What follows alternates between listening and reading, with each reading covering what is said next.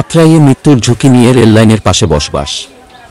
নওগাঁর আত্রাইয়ে আহসানগঞ্জ রেল লাইনের দুই পাশে গড়ে ওঠা বসবাসকারী বস্তিবাসীদের পুনর্বাসনের বিষয়ে স্থায়ী কোনো সমাধান কখনোই হয়নি।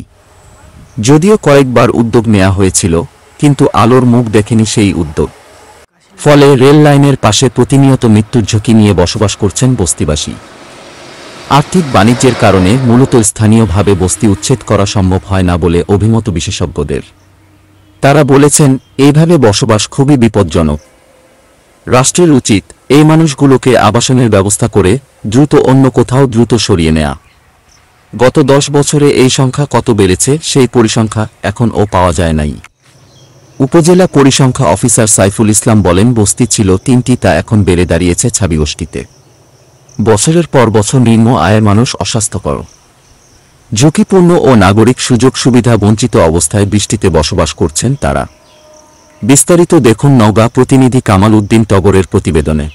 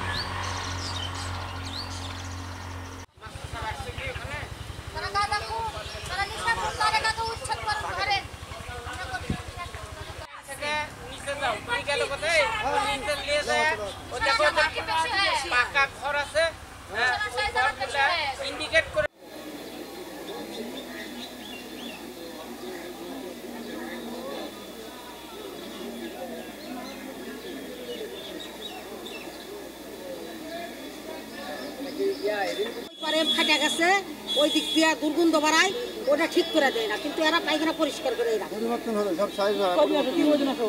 এই ব্যাপারে আমি একদিন জিজ্ঞেস করেছিলাম, করছে আমার লিজ দেওয়া আছে, কাগজপাতি আছে।